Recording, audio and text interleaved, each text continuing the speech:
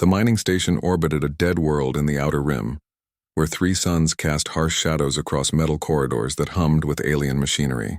Staff Sergeant Marcus Chen had been working the fusion reactors for 6 months, keeping his head down and his mouth shut.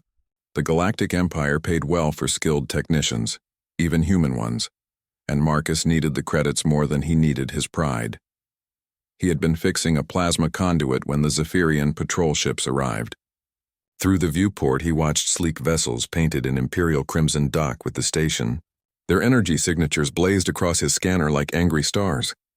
Marcus set down his tools and checked his identification papers one more time. Everything looked legitimate. Former military service was common among miners and technicians. The Empire never asked too many questions about human backgrounds. The station commander, a thin Altarian with silver skin, announced over the intercom that all personnel should report to the main assembly hall for a routine inspection.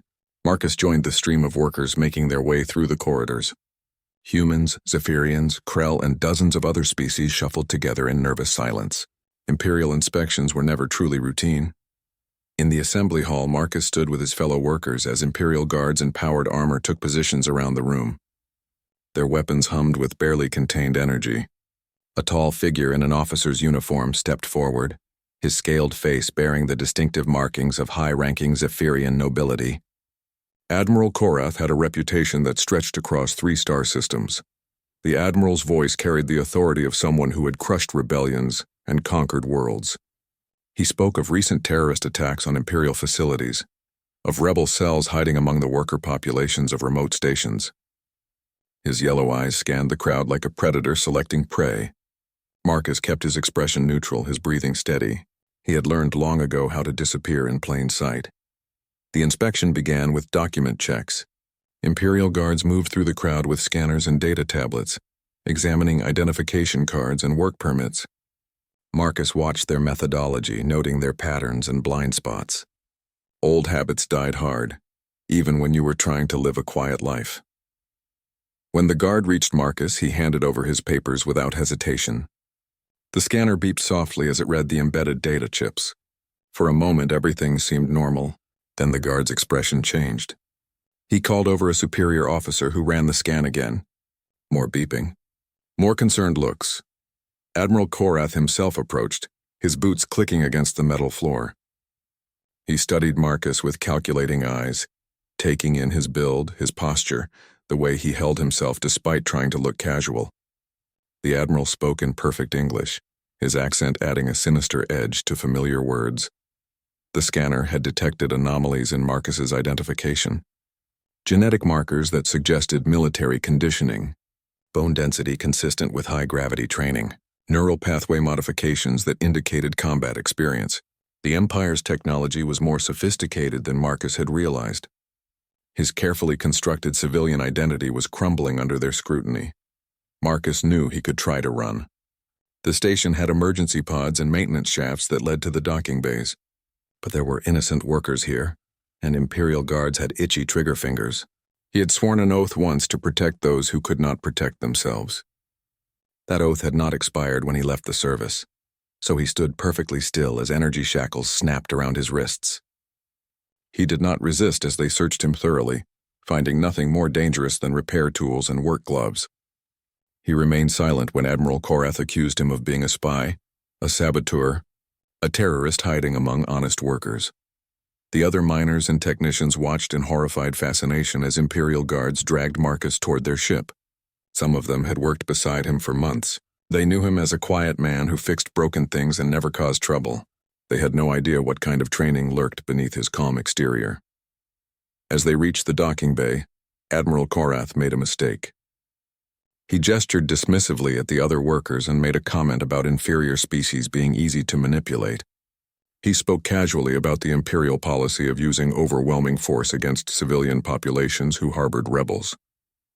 He mentioned specific incidents where entire colonies had been sterilized to send a message. Marcus had been trained to endure interrogation, to resist torture, to survive in hostile environments where death was preferable to capture. But he had also been trained to protect innocent people from those who would harm them. The Admiral's words triggered something deep in his conditioning, something that had been dormant but never truly gone. For the first time since his capture, Marcus smiled. It was not a pleasant expression. The Imperial guards noticed the change in his demeanor but did not understand its significance. They were about to learn that there was a difference between a human civilian and a human soldier. More importantly, they were about to discover why the United States Marine Corps had a reputation that transcended star systems. The transport ship's holding cell was designed to contain beings much larger and stronger than humans. Marcus sat quietly on the metal bench studying the energy barriers and security systems with professional interest. His captors assumed he was resigned to his fate. They were wrong. Marcus was planning. Admiral Korath had made several crucial errors. He had underestimated human military training. He had revealed tactical information about Imperial forces and their capabilities. Most critically, he had threatened innocent people in front of someone who had sworn an oath to defend them. The Galactic Empire was about to learn a very expensive lesson about the consequences of capturing a United States Marine. The interrogation chamber aboard Admiral Korath's flagship was designed to break the will of the strongest beings in the galaxy. Psychic dampeners hummed in the walls to prevent telepathic species from using their abilities. Gravity generators could increase the field to crush most life forms. Neural disruptors could scramble the thoughts of even the most disciplined minds. The chamber had never failed to extract information from a prisoner. Marcus sat strapped to a chair that adjusted automatically to his physiology, sensors monitoring every biological function. Admiral Korath stood before a bank of displays showing detailed scans of the human's body and brain. The results were fascinating and deeply disturbing. This creature's bone density was 30% higher than baseline human norms. His muscle fibers showed signs of genetic optimization. His neural pathways had been deliberately modified to enhance reflexes and pain tolerance. The Admiral had interrogated thousands of prisoners during his career, from rebel leaders to enemy spies. He prided himself on reading the subtle signs of fear, desperation, and defeat that preceded confession. But this human showed none of those signs. His heart rate remained steady. His breathing was controlled. His expression was almost bored, as if he were waiting for something more interesting to happen. The first session lasted 6 hours. Admiral Korath used every technique in his considerable arsenal. He applied neural pressure to specific pain centers. He used sonic frequencies tuned to disrupt human brain chemistry. He employed psychotropic gases designed to induce hallucinations and paranoia. The human endured it all with the patience of stone, occasionally making helpful suggestions about more effective torture methods. Between sessions, Marcus was returned to his cell, where he continued his detailed study of Imperial technology. The energy barriers operated on principles he recognized from his training. The surveillance systems had blind spots that any competent soldier could exploit. The ship's artificial intelligence was sophisticated but followed predictable patterns.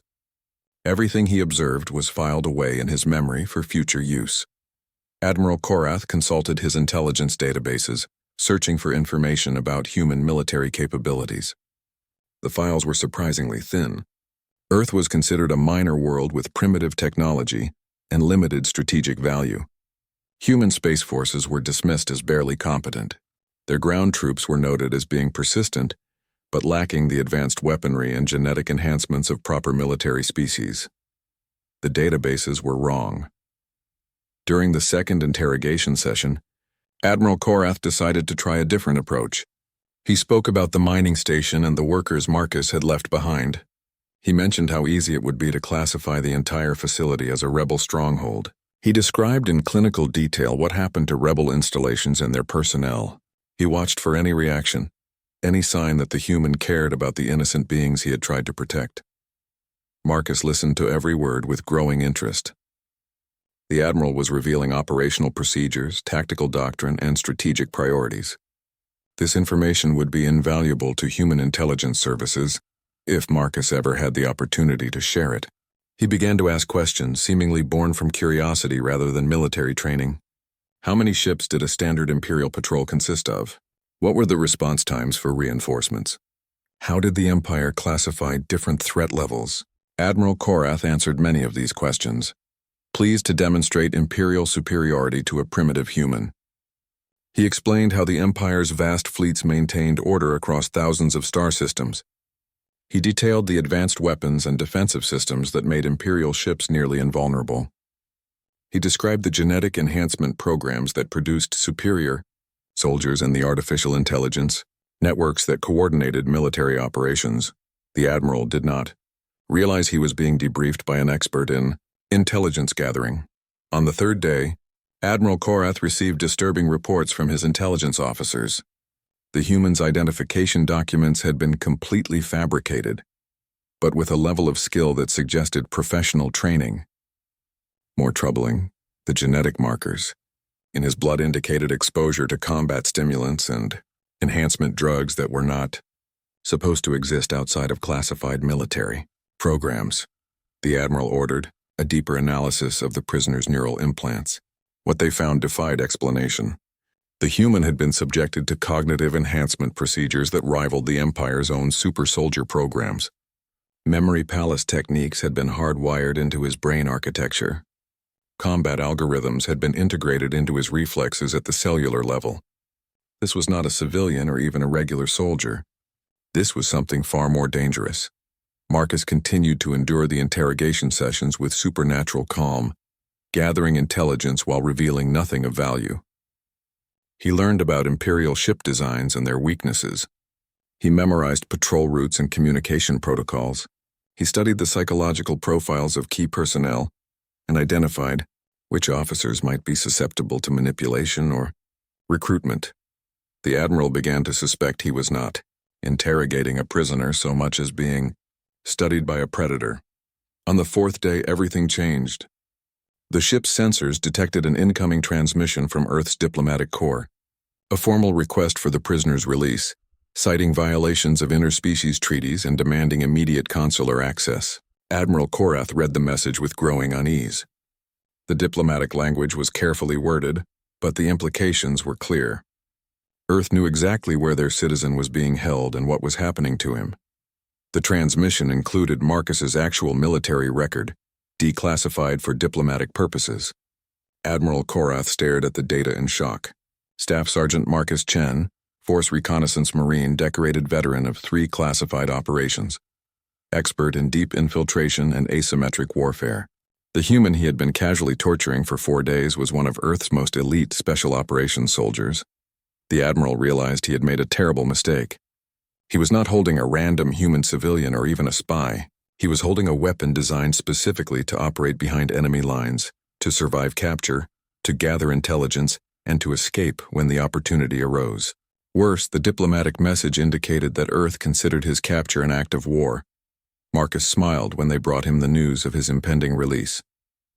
He thanked Admiral Korath for the hospitality and the educational experience.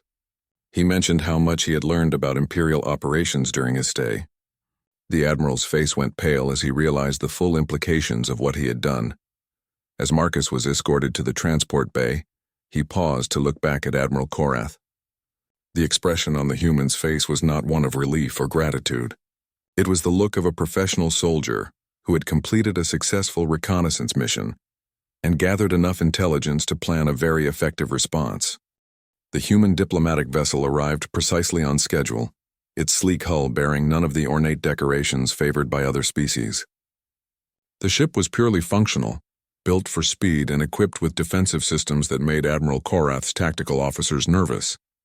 When the airlocks connected, the first person through was not a diplomat but a woman in military uniform whose bearing suggested she was accustomed to being obeyed without question.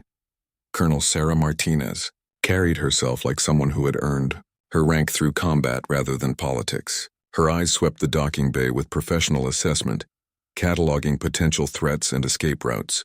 She ignored the Imperial Honor Guard and walked directly to where Marcus waited, still wearing prison restraints. The exchange was conducted with cold efficiency. Admiral Korath presented the release documents with hands that trembled slightly, whether from anger or fear.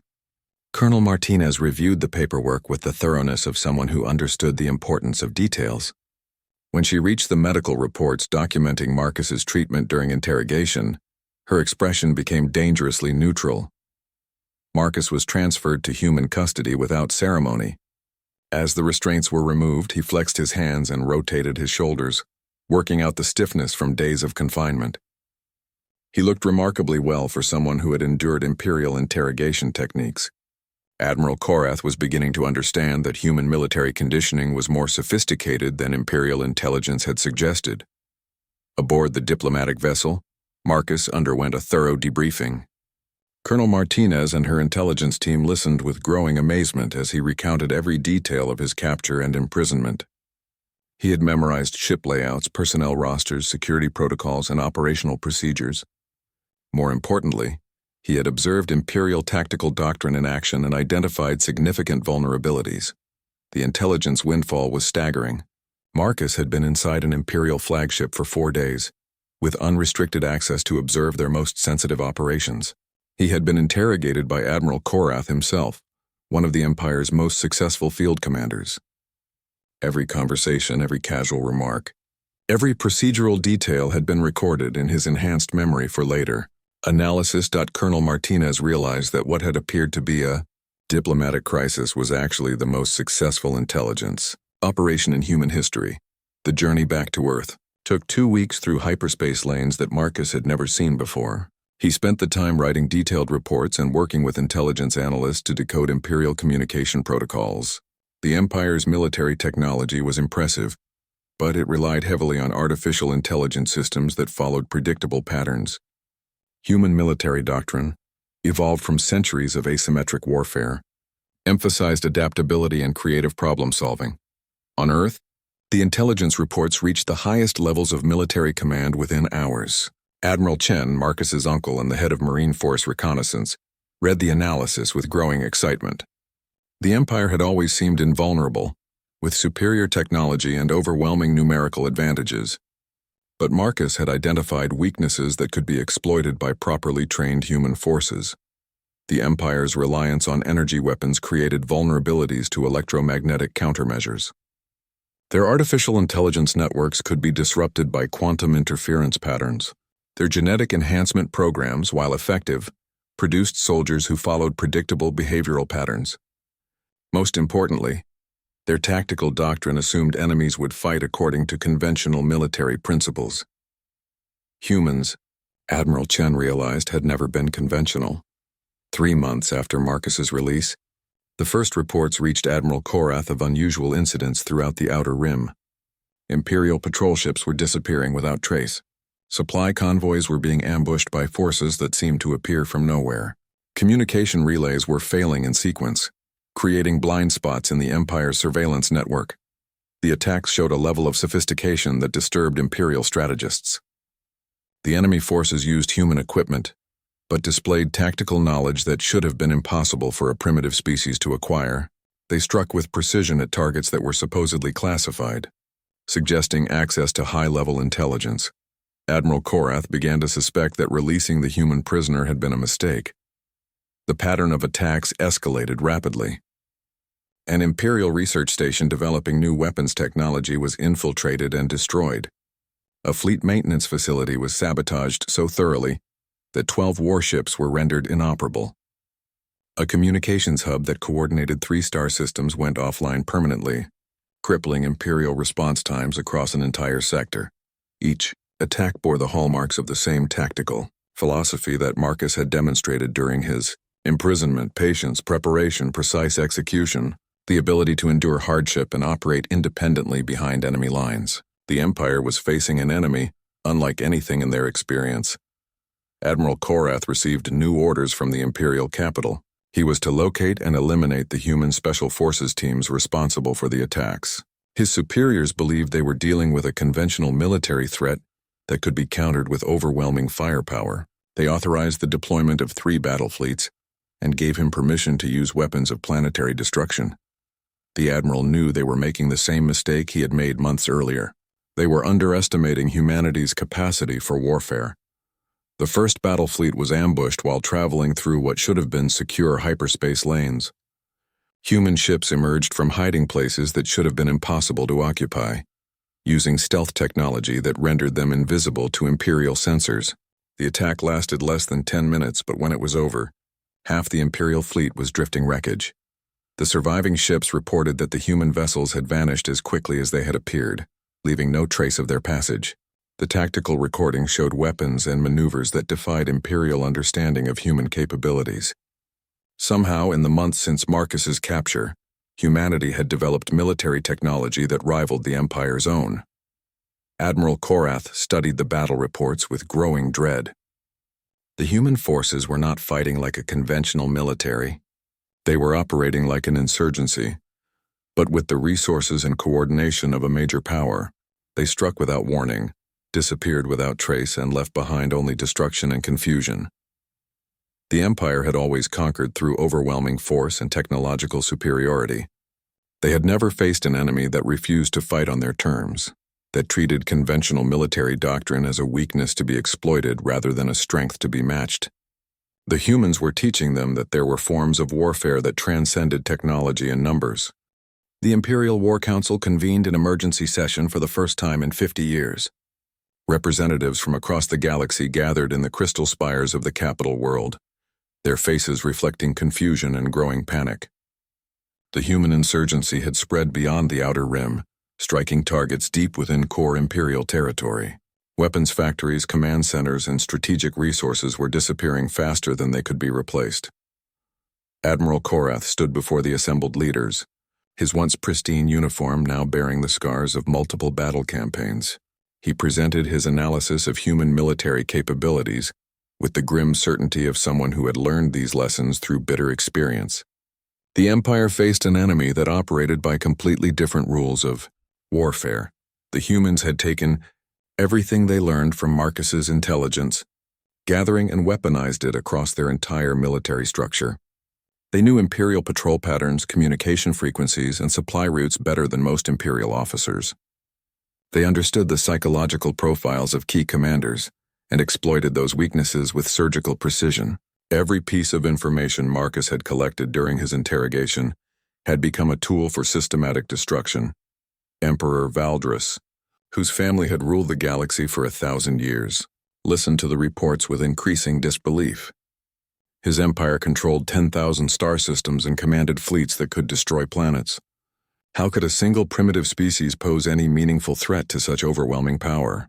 The answer came in the form of a tactical demonstration that would reshape galactic politics forever. While the War Council debated response strategies, human forces launched Operation Lighthouse, the most audacious military campaign in recorded history. Simultaneous strikes hit Imperial targets across 50 star systems, each attack precisely timed to create maximum chaos and confusion. The coordination required was staggering, involving thousands of human operatives working in perfect synchronization across impossible distances. The centerpiece of the operation was an assault on Korath's own flagship. The admiral had increased security protocols and surrounded his vessel with an entire battle group, confident that no force in the galaxy could penetrate his defenses. He had not considered that the humans might already be inside. Marcus Chen emerged from a maintenance shaft directly onto the bridge, still wearing the uniform of an Imperial technician. He had been aboard the ship for 3 weeks, working as part of the engineering crew while gathering final intelligence for the assault. His identification was perfect because it was real, created during his previous imprisonment when he had memorized the ship's personnel databases. The bridge crew reacted with shock and confusion as the human they thought was dead walked calmly to the command console. Admiral Korath reached for his sidearm, but Marcus was faster. Years of combat conditioning allowed him to cross the bridge and disable the admiral before anyone else could react. By the time security forces responded, Marcus had already transmitted the ship's command codes to the human fleet waiting in nearby space. The flagship's defensive systems turned against the Imperial battle group with devastating effect. Weapons that had been designed to protect the fleet began targeting Imperial vessels with precise methodical efficiency. Within minutes, Admiral Korath's command structure was in complete disarray. Their communications jammed and their formations scattered. Human strike teams materialized throughout the ship, emerging from hiding places that had been prepared weeks in advance. They moved with the confidence of soldiers who had studied every corridor and memorized every security protocol. The battle for the flagship was over in less than an hour, but its psychological impact would last forever. Emperor Valdris received word of the flagship's capture while still in session with the War Council. The most powerful warship in the Imperial fleet had been taken by a force that seemed to appear from nothing and strike with impossible precision. The humans had demonstrated that nowhere in the Empire was truly secure, that their military superiority was an illusion based on outdated assumptions. Marcus stood on the bridge of the captured flagship, looking out at the stars that had once seemed beyond human reach. He activated the ship's communication system and transmitted a message that would be received across the galaxy. The words were simple, delivered in the calm tone of someone stating obvious facts. Humanity had tried to exist peacefully within the galactic community. They had followed imperial laws and accepted second-class status as a primitive species. They had asked only to be left alone to develop their civilization without interference. The Empire had chosen to respond to this peaceful coexistence with arbitrary arrests, torture, and threats against innocent civilians. The message continued with mathematical precision, outlining the consequences of these actions. For every human citizen mistreated by imperial forces, specific imperial installations would be destroyed. For every threat made against human colonies, imperial worlds would experience systematic infrastructure collapse. For every act of aggression, humanity would respond with overwhelming and precisely targeted retaliation. The humans were not declaring war in the conventional sense. They were implementing a policy of guaranteed consequences, backed by military capabilities that the Empire could not match or counter. They had turned the galaxy's assumption of human weakness into a strategic advantage, using imperial contempt as a weapon against imperial forces. Emperor Valdris listened to the transmission with growing horror. This was not the desperate defiance of a cornered enemy. This was the calm certainty of a superior force explaining the new rules of galactic politics. The humans had studied imperial military doctrine until they understood it better than its creators, then developed countermeasures that exploited every weakness and vulnerability. The War Council descended into chaos as representatives demanded immediate action. Some called for nuclear bombardment of Earth itself. Others suggested negotiation and appeasement. A few began calculating how quickly they could switch sides and align themselves with humanity's rising power. Admiral Korath, now a prisoner aboard his own flagship, watched the debates through the communication feeds with bitter satisfaction. He had warned them that humans were dangerous, but no one had listened. Now they were learning the lesson he had tried to teach them, written in the wreckage of imperial fleets and the ashes of strategic installations. Marcus walked through the corridors of the captured ship, noting the fear in the eyes of imperial personnel, who had once considered humans barely worth noticing. The galaxy was about to discover what happened when a species evolved for warfare was finally motivated to fight. The Empire had made the fatal mistake of awakening sleeping giants who had learned patience from centuries of preparation. The imperial capital had never experienced fear.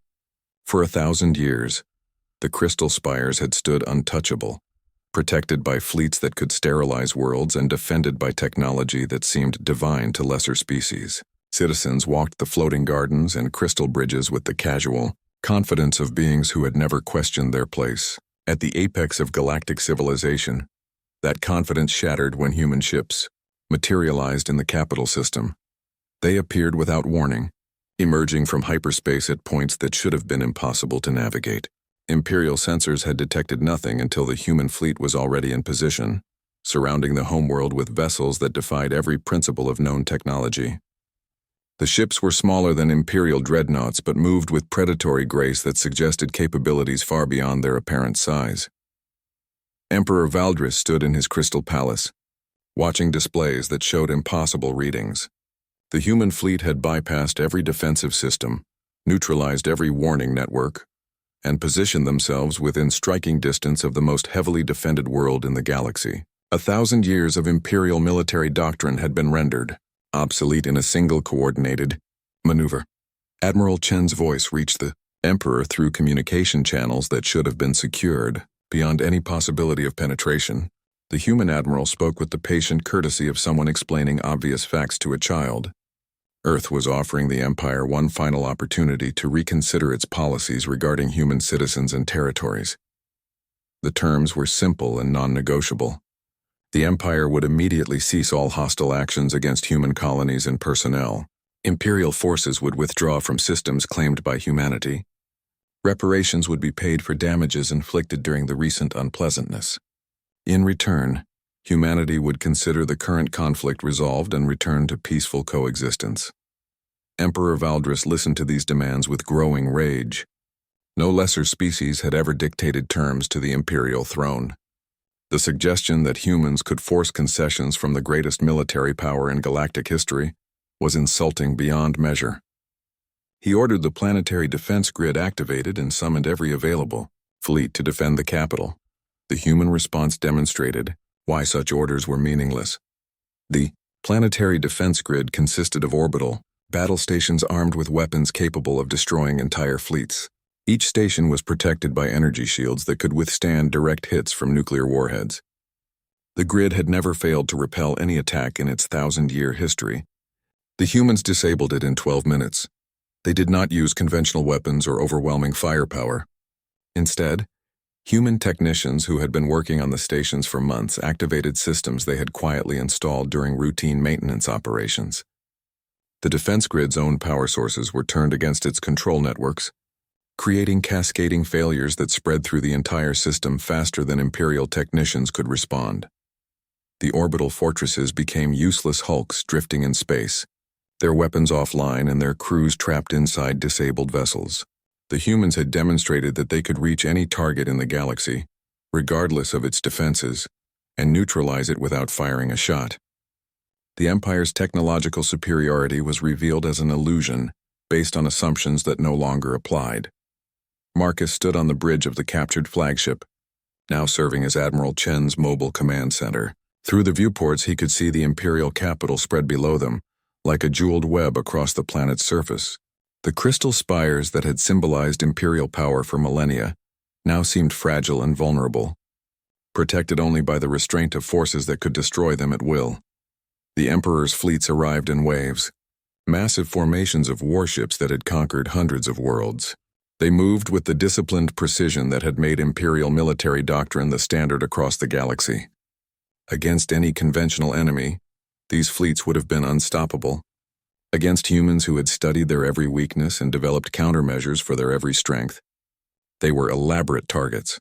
The battle that followed was less a military engagement than a demonstration of evolutionary superiority. Human ships moved through Imperial formations like dancers performing choreographed sequences, each maneuver calculated to exploit known vulnerabilities in Imperial vessel design. They struck with weapons that seemed impossible, disappeared when targeted, and reappeared where they could do maximum damage. Imperial commanders found themselves fighting an enemy that knew their tactics better than they did, that anticipated their responses before they made them, and that turned their own strengths against them with surgical precision. The humans had spent generations studying warfare, while the Empire had grown comfortable with technological dominance. When those two philosophies met in combat, the result was inevitable. Emperor Valdris watched his fleets being systematically dismantled by forces that should not have existed. The tactical displays showed impossible maneuvers, weapons that defied known physics, and coordination that suggested intelligence capabilities far beyond anything the Empire had developed. The humans were not just winning, they were demonstrating mastery of principles that Imperial scientists did not understand. The final insult came when human forces began broadcasting captured Imperial communications across the galaxy. Every species that had suffered under Imperial rule heard recordings of Emperor Valdris ordering the extermination of entire populations.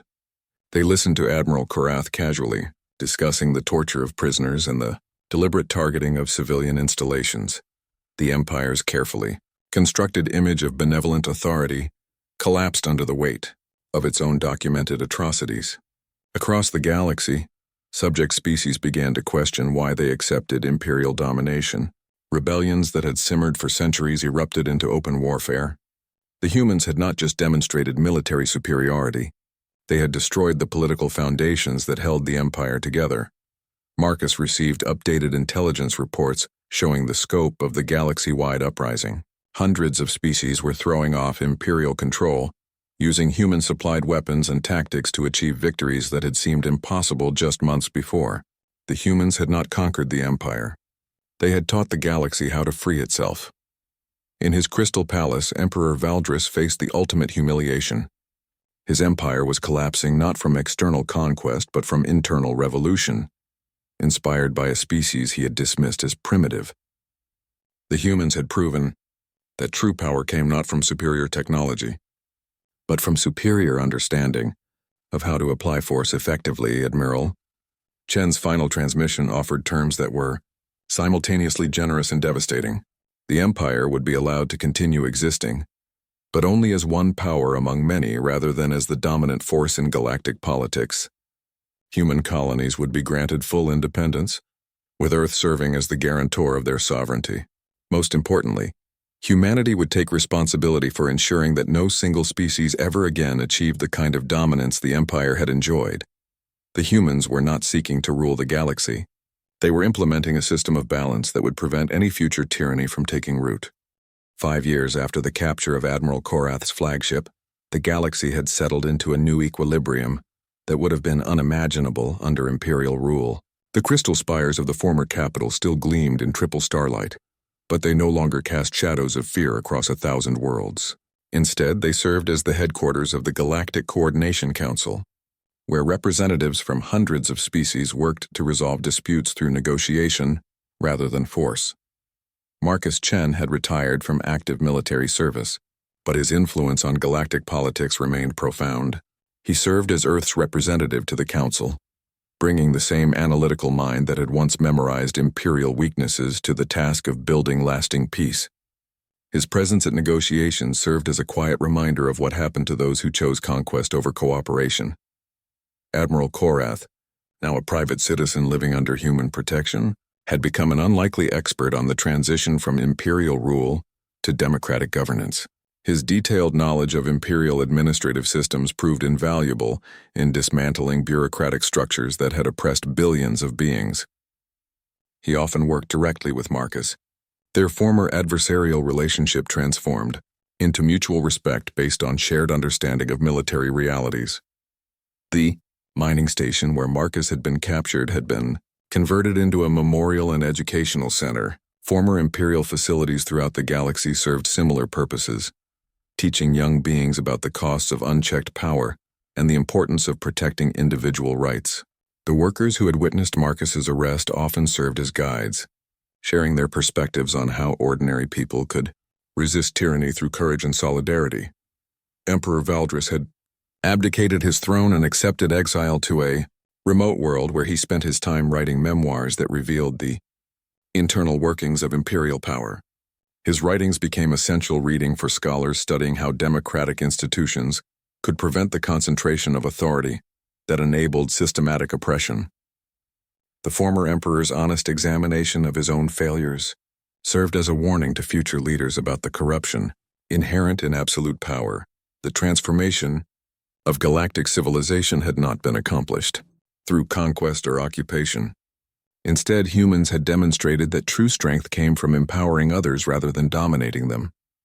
They shared technology freely, provided military training to species seeking to defend themselves, and created economic systems that benefited everyone rather than enriching a privileged few. Human military doctrine became the standard throughout the galaxy, not through imposition but through voluntary adoption. Species after species discovered that asymmetric warfare principles were more effective than conventional military thinking. The emphasis on adaptability, creative problem-solving, and individual initiative proved superior to rigid hierarchies and technological dependence in almost every scenario.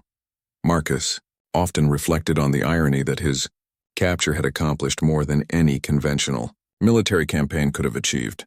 By enduring imperial interrogation while gathering intelligence, he had provided humanity with the tools needed to dismantle an empire that had seemed invulnerable. The torture he had suffered had been transformed into the knowledge that freed billions of beings from oppression. The Tavir Galactic Coordination Council faced new challenges as formerly oppressed species learned to govern themselves. Ancient ethnic conflicts erupted when imperial control was removed. Economic disruption caused hardship on worlds that had depended on imperial trade networks. Environmental damage from centuries of exploitation required massive remediation efforts. Humans approached these problems with the same systematic methodology they had applied to military planning. They established training programs for new democratic institutions, created economic development funds to ease transitions, and deployed environmental restoration teams to heal damaged worlds. Most importantly, they insisted that solutions come from the affected species themselves rather than being imposed by outside authorities. The success of this approach gradually earned humanity a unique position in galactic politics. Other species began to request human mediation for conflicts, human expertise for development projects, and human protection for vulnerable populations. This influence was exercised with careful restraint, always with the goal of strengthening local capabilities rather than creating dependence. Marcus found himself at the center of these efforts, using skills developed through years of military service to build rather than destroy. His ability to analyze complex situations and identify key vulnerabilities proved as valuable in diplomacy as it had been in warfare. The same enhanced memory that had allowed him to gather intelligence during captivity now enabled him to keep track of hundreds of ongoing negotiations and development projects. The former imperial territories gradually evolved into a confederation of independent worlds linked by trade agreements and mutual defense pacts. The diversity that had been suppressed under imperial rule flourished as species rediscovered their unique cultural traditions and technological innovations. Competition between worlds drove rapid advancement in arts, sciences, and philosophy. Human colonies, no longer isolated outposts on the galactic frontier, became centers of innovation and learning. The combination of human adaptability with alien perspectives produced breakthroughs in fields ranging from quantum physics to agricultural science. Earth itself was transformed from a minor world into the diplomatic and educational heart of galactic civilization. Admiral Chen, now elderly but still sharp, often met with Marcus to discuss the long-term implications of humanity's rise to galactic prominence. Both men understood that their species' greatest challenge would be avoiding the same corruption that had destroyed the Empire. Power had a way of concentrating itself, and vigilance would be required to maintain the democratic principles they had fought to establish. The galaxy had learned that peace was not the absence of conflict but the presence of systems that resolved disputes without violence. Humanity's greatest contribution was not military superiority, but the demonstration that strength could be used to empower others rather than dominate them. The lesson that had begun with a single Marine's capture and torture had grown into a new philosophy of galactic governance. As Marcus looked out at the stars from his office in the council chambers, he reflected on how much had changed since his days fixing plasma conduits on a remote mining station. The galaxy was not perfect, but it was free. Species that had lived under imperial oppression for centuries were rediscovering what it meant to determine their own destinies. The future stretched before them, full of possibilities that had been unimaginable under the old order. The United States Marine Corps motto, Semper Fidelis, had taken on new meaning in the galactic context. Humanity's faithfulness was not just to their own species, but to the principles of freedom and justice that transcended planetary boundaries. They had proven that true victory came not from defeating enemies, but from transforming them into allies through the power of example and the strength of unwavering conviction.